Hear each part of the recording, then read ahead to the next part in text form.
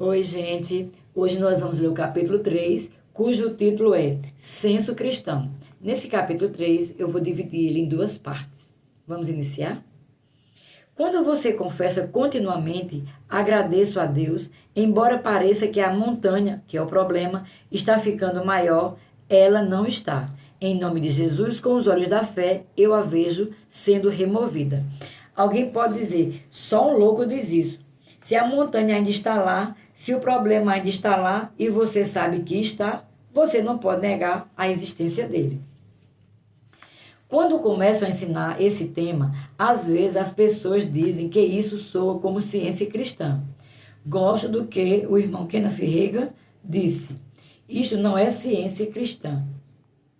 Isto é senso cristão. Eu não nego a existência da montanha, mas nego o direito de que ela existe no meu caminho. Não a vejo como estando no meu caminho, mas sim da maneira que a palavra diz que ela está, removida. A palavra diz, o justo viverá pela fé.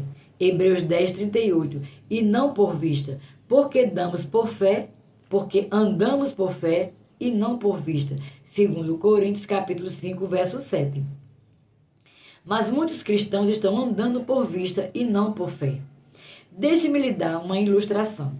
Suponhamos que você está dirigindo por uma via pública e a 100 km por hora, um carro cruza a via 3 quadras à sua frente para entrar no cruzamento. Você pisa nos freios e diz, há um carro bem no meio da estrada. O veículo atrás de você bate na sua traseira e, de repente, há 10 carros empilhados. O que deu em você? Alguém pergunta.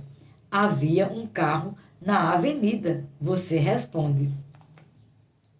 Bem, com certeza havia, mas ele estava indo a 50 km por hora, mais alguns segundos e ele teria ido embora. Você estava se guiando totalmente pelo que viu. Você observou o que estava na sua frente, então você pisou nos freios. É isso que muitas pessoas cristãs estão fazendo. A montanha ainda está ali. Ela ainda está ali. Você decidiu isso, mas se você confessar a remoção da montanha, quando você chegar lá, ela terá desaparecido. Se você dirigisse seu carro da mesma maneira que tem dirigido sua vida espiritual, teria batido uma dúzia de vezes. No entanto, quando você dirige, não preste atenção ao carro que está 3 quadras à frente, porque em sua mente você diz, ele está indo a 50 km por hora. Dentro de mais 2 segundos, ele está do outro lado da rodovia. Não há perigo. Vou seguir em frente. Você fica sentado ali enquanto vê o carro à frente, porque sabe que ele acabará saindo. Você não hesita, você não pisa no freio, você continua dirigindo perfeitamente à vontade. Por quê? Porque você tem fé no que o outro motorista está fazendo. Você, na verdade, está crendo em uma coisa que não está vendo. Você está crendo no resultado final. Dirigir com êxito baseia-se em contar com o tempo em fração de segundos. Agora, o outro motorista pode decidir pisar no freio ali mesmo e parar. Então, você iria querer saber o que foi que deu nele. Aplique isso quando as tempestades da vida vierem contra você e o diabo disser, olha aqui, você nunca conseguirá superar isso. Apenas ignore-o e diga, graças a Deus, eu creio na palavra. Ele não estará ali quando eu chegar lá. Esse tipo de fé moverá montanhas. Você pode chegar ao pé da montanha algum tempo antes de ela se mover, mas ela vai se mover ou se abrirá um buraco nela para você passar. Mas se você começar a dizer, acho que ela está desacelerando, não acho que ela vai sair, você está com problemas. Jesus disse, digam à montanha para se erguer e ser lançada no mar. Diga o que você quer que seja feito com ele. Não vá até Deus e ore, querido Deus, as coisas estão piorando. Ele disse que você pode ter o que você disser e você disse que as coisas estavam piorando. Jesus disse que o tipo de fé de Deus opera pelas palavras da sua boca. Não há liberação desse tipo de fé sem as palavras da boca. Ele é liberado pelas palavras. Em Lucas capítulo 15, versos 5 e 6, os discípulos foram até Jesus e disseram: Senhor, aumenta-nos a fé. Respondeu-lhe o Senhor: Se tiverdes fé como um grão de mostarda, direis a esta amoreira: arranca-te e transplanta-te no mar, e ela vos obedecerá. Eles estavam de pé ali junto àquela árvore. Ele disse que a árvore deveria obedecer a eles. Note que Jesus não disse nenhuma palavra sobre aumentar a fé deles. Em outras palavras, ele disse: vocês precisam aprender a usar o que vocês têm. E a maneira de fazer isso é começando a dizer algumas coisas pela fé. Subtítulo: Plante a semente. Muitas pessoas têm desejado a cura. Elas querem uma colheita de cura e uma colheita de necessidades físicas atendidas, mas nunca plantam uma semente. A lei de Gênesis diz que tudo produz segundo a sua espécie. Eu poderia ser o melhor agricultor de arroz do estado de Arkansas e ficar sentado em minha casa dizendo: glória a Deus, eu creio no arroz. Meu avô acreditava no arroz. Meu pai acreditava no arroz. Meu irmão acredita no arroz. Todos deveriam ter um campo de arroz. Eu poderia ter 10 toneladas de sementes no meu caminhão esperando para serem plantadas. Mas se eu apenas ficar sentado ali, dando glória a Deus, porque creio no arroz e nunca agir com base no que sei, plantar a semente, nunca terei uma colheita de arroz. Muitos cristãos estão fazendo isso. Eles estão dizendo: creio que o Senhor é poderoso. Sim, irmão, eu creio que Ele é poderoso e é capaz de me curar. Bem, o diabo também sabe que o Senhor é poderoso. Esta não é nenhuma declaração profunda. O que você precisa determinar é: Ele vai fazer isso. A palavra diz que sim. Então você precisa começar a acordar com isso. A palavra é o que funciona. Não é o que a nossa oração diz que funciona. É a palavra e a fé funcionam. A oração não fará a fé funcionar. Temos crido que simplesmente orarmos por um tempo suficiente, logo as coisas darão certo. Isso não vai acontecer. A fé fará a oração funcionar, mas a oração não fará a fé funcionar.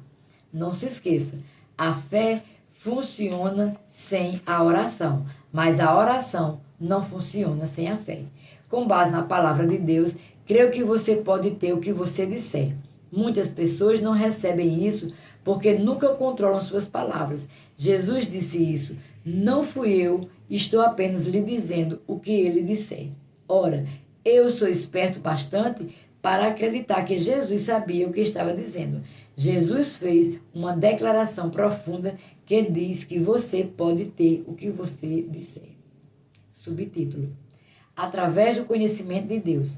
2 Pedro capítulo 1, verso 2, diz: graça e paz vos sejam multiplicadas no pleno conhecimento de Deus e de Jesus, nosso Senhor. Como a graça e a paz serão multiplicadas para você? Através do conhecimento de Deus e de Jesus, nosso Senhor. O que é parte do conhecimento de Deus? Como a fé dele opera? Como a fé de Deus opera? Se descobrir como a fé de Deus opera em você, Deus opera você, saberá como sua fé operará. Deus nunca fez nada sem primeiro falar e você também raramente faz isso. Você diz: vou à cidade, vou trabalhar, vou fazer isto e vou fazer aquilo. Você sempre fala antes de fazer. Você foi programado para operar desse modo. Então, se você não disser algumas palavras pela fé com relação a algumas das coisas que você acredita, nunca atuará pela fé necessária nessas áreas. A palavra diz em 2 Coríntios 4,13: tendo, porém, o mesmo espírito da fé, como está escrito: eu criei, por isso é que falei. Também nós cremos, por isso também falamos. 2 Pedro 1,3 diz: visto como pelo seu divino poder nos têm sido doados todas as coisas que conduzem à vida e à piedade.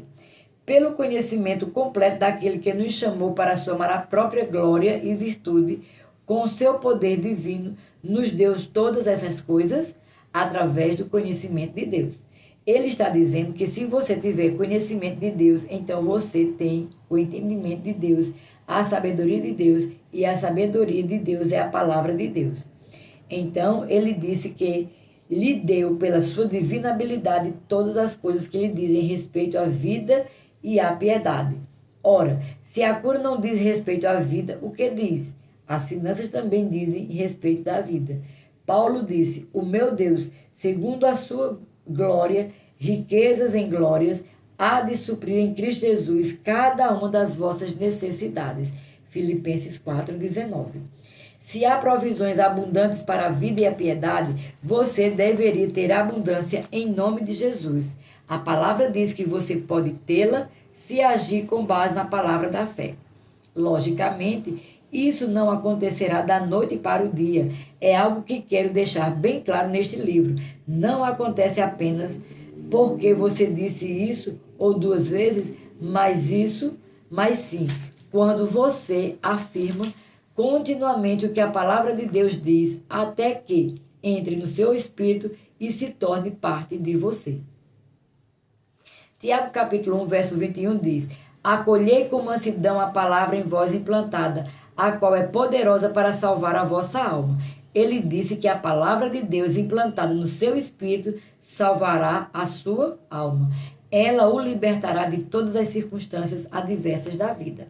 Se conhece a palavra de Deus, coloque-a no seu espírito, ela o libertará. Se você crer continuamente e afirmar continuamente, não importa o tamanho da montanha, você não se abalará com o que vir.